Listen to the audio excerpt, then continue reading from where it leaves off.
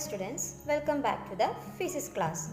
In the previous video, we already started our third chapter electromagnetic induction and covered the portions up to AC generator. Do you remember the working of AC generator?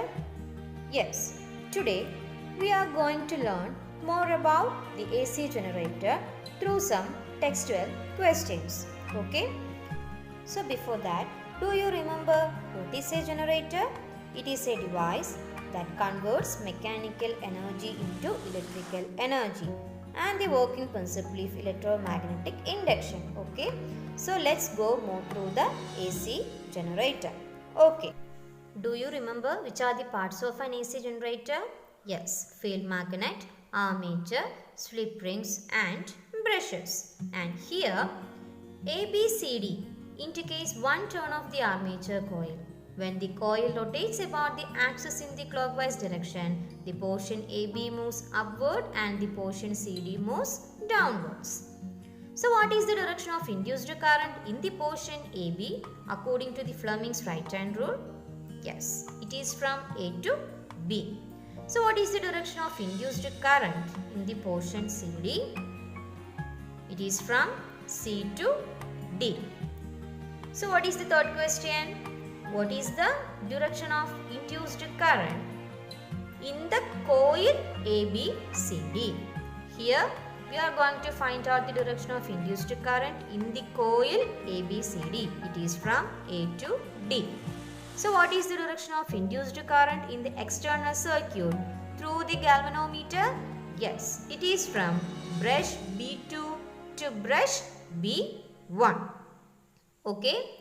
So, at this time, the parts of the armature AB and CD will be moving in a direction perpendicular to the direction of magnetic field. Hence, the flow of electricity will be maximum when the armature turns by 90 degree. The movement of the parts AB and CD are parallel to the direction of magnetic field. Hence, the induced current will be 0 here. The next one. What will be the positions of AB and CD when the armature completes 180 degree or 1/2 rotation? At that time, the position of AB and CD interchange. That is here, the rotation of the armature changes to the opposite direction. So what is the direction of movement of AB at that time? Yes, it is in upward direction. So what is the direction of movement of CD? It is in downward direction. The third one, what is the direction of current in the armature? Okay, that is the third question. What is the direction of current in the armature? It is from D to A. What is the direction of current through the external circuit? Through the galvanometer. It is from brush B1 to brush B2. That means after completing the half rotation, the direction of the current reverses. Okay? That is, the direction of current reverses during every half rotation of the armature, and that the magnitude of current is increasing and decreasing according to the rotation. Okay.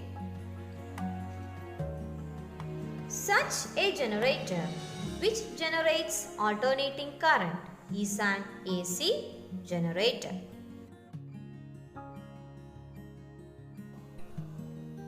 Here you can see the graph of the EMF produced by the coil. And this graph shows the various stages of rotation of an armature coil while completing one rotation. Okay. In the graph, you can see the points T/4. That is the position 90 degree. Okay. The graph starts from 0 degree and it reaches 90 degree.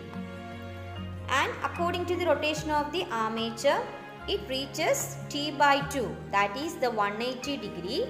Here it completes the 1/2 rotation. After that, it changes the direction and reaches the point 3t by 4. That is the 270 degree. From there, it reaches the next point t, that is the 360 degree. Here, capital T is called period. The time taken by the armature coil for a full rotation is called the period T. Time taken for half rotation, that is 180 degree, is T by 2. Okay, and here at the points 90 degree and 270 degree, the value of induced EMF in volts will be maximum. At the points 0 degree, 180 degree and 360 degree, the value of induced EMF will be 0. This graph shows that the direction of the induced EMF produced in the armature coil changes according to the rotation of the coil. Okay, and this graph shows the EMF of the voltage produced with the time, that is the period T. In an AC generator, the induced EMF generated in the first half rotation, that is the 180 degree, and after 180 degree it comes to the second half rotation in the opposite direction. Okay, the induced EMF generated in the first half rotation in one direction and that generated in the second half rotation in the opposite direction together forms the cycle of AC. The number of cycles per second is the frequency of AC. The frequency of AC generated for distribution in our country is 50 cycles per second or 50 Hertz. Okay, so that's about today. I hope you understood this topic, and don't forget to go through the textbook. It is very important. So go through the textbook, and if you have any doubts related with this, you can ask me through the WhatsApp. Thank you for watching the video. See you in the next class. Okay.